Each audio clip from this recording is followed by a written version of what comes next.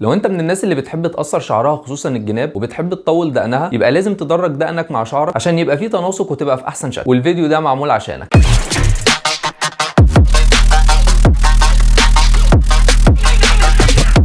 اهلا بيكم اجمد واشك رجاله في الدنيا، معاكم محمد سليم. لو دي اول مره تشوفوا القناه اعملوا سبسكرايب وفعلوا زرار الجرس عشان يوصلكم اشعار بكل الفيديوهات الجديده. زي ما قلنا في بدايه الفيديو، لو انت بتحب تقصر شعرك خصوصا الجناب وبتحب تطول دقنك، يبقى لازم تدرج دقنك مع شعرك عشان يبقى فيه تناسق وتبان في احسن شكل. والموضوع بسيط جدا، زي ما انتم عارفين بنحب نبسط الدنيا وفي نفس الوقت هتاخد شكل احترافي زي ما انتم شايفين كده.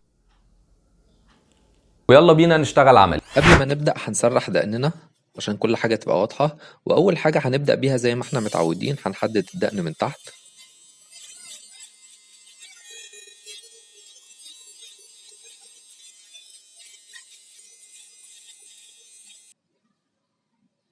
وأول حاجة هنبدأ بيها التدريج هي رقم 5 وبعدين 3 وبعدين 1 زي ما انتوا شايفين كده.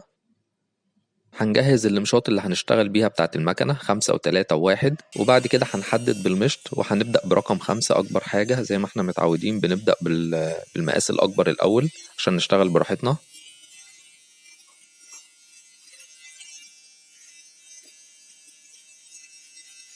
وبعد كده رقم 3 أعلى شوية. كل ما بنطلع لفوق لناحية الشعر بيبقى المقاس بيقل. وبعد ما نخلص رقم 3 هنبدأ برقم 1.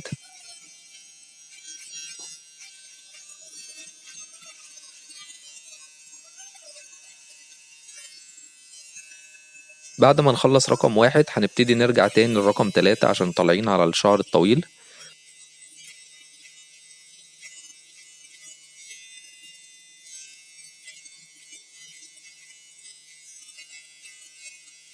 بعد كده هنحدد الشعر ونشيل الزيادات من عند الودن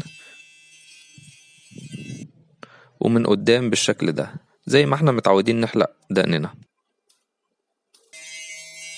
وبعد كده رقم 5 هنرجع تاني لأكبر مقاس احنا بدأنا بيه علشان نشيل أي فروقات بين الدقن والشعر.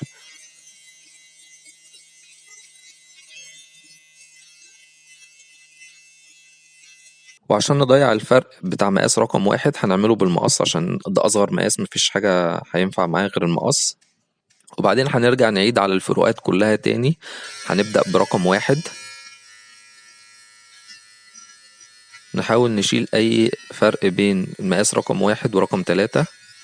وبعدين مقاس رقم 3 هنظبط بحرف المكنة.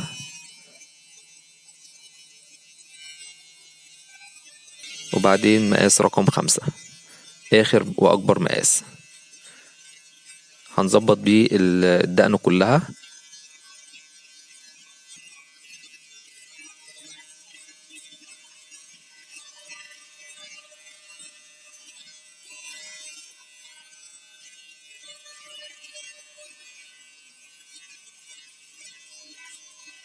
وزي ما انتوا شايفين قبل وبعد والفرق بينهم عامل ازاي بكل بساطة وسهولة. زي ما انتم شايفين الموضوع سهل وبسيط، ويا رب الفيديو يكون عجبكم. اللي ما عملش اشتراك في القناه يشترك دلوقتي ويفعل زرار الجرس. ولو عندكم اي افكار تانية لاي حاجه حابين ان احنا نتكلم عنها او نعمل فيديو عنها، ممكن تكتبوها لي في الكومنتس. واشوفكم على خير الفيديو الجاي. سلام.